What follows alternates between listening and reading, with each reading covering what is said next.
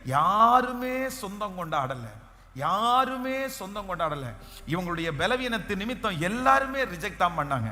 ஆனா the first time அவங்களுடைய காதுகளில் ஒரு சத்தம் கேட்குது. என்ன சத்தம் கேட்குதுன்னா, மகளே மகளே, ஒரு புது உறவை ஆண்டவர் சொல்லி, உனக்கு அப்பா நான் இருக்கிறேன், உன் தகப்பன் நான் இருக்கிறேன். கர்த்தர் அதை கிருபையாய் வெளிப்படுத்துகிறார்.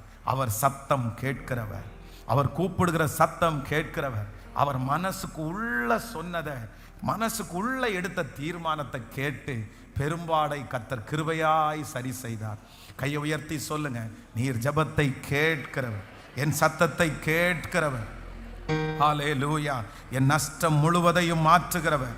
இந்த வியாதியினுடைய முகாந்திரமே என்னன்னா, அவங்கள செலவை இழுத்து விடணும், அவங்களுக்கு நஷ்டத்தை உண்டு பண்ணணும், சம்பாதிச்ச மொத்த பணத்தையும் கொண்டு போய் ஹாஸ்பிட்டல்ல போடணும். அதுதான் இந்த வியாதியினுடைய நோக்கம். இந்த வியாதி வந்தது அதற்காக தான் வந்துச்சு. ஆனா கர்த்தர் ஒரு முற்றுப்புள்ளியை வச்சாரு.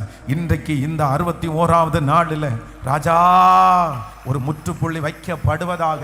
எங்க பிள்ளைங்க சம்பாதிக்கிற பணம், எங்க பிள்ளைங்க கஷ்டப்பட்டு உழைக்கிற பணம் செலவு செலவு செலவுன்னு போய் நஷ்டத்தை உண்டு பண்ணி மருத்துவமனைகளில் லட்சங்களை கொட்டிட்டு இருக்கிறாங்களே, இப்பவே ஒரு முடிவிற்கு வரட்டும், ஒரு முடிவிற்கு வரட்டும். நீ உயிரோடு இருக்கும் நாளெல்லாம், உயிரோடு இருக்கும் நாளெல்லாம் பலம் பலன் பலன் பலன். ஐயா, மோசையினுடைய 120 வயசுல அவனுடைய கண்கள் இருளடையவில்லை, அவனுடைய சரீரத்தினுடைய பலன் குறையவில்லை.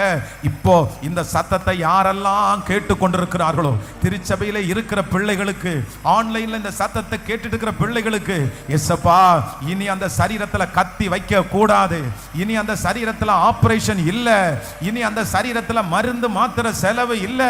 உங்களால முடியும், உங்களால முடியும். 20 லட்சம் பேரை, 20 லட்சம் பேரை எந்த நோயும் இல்லாம நீங்க நடத்துனீங்க ஆண்டவரே.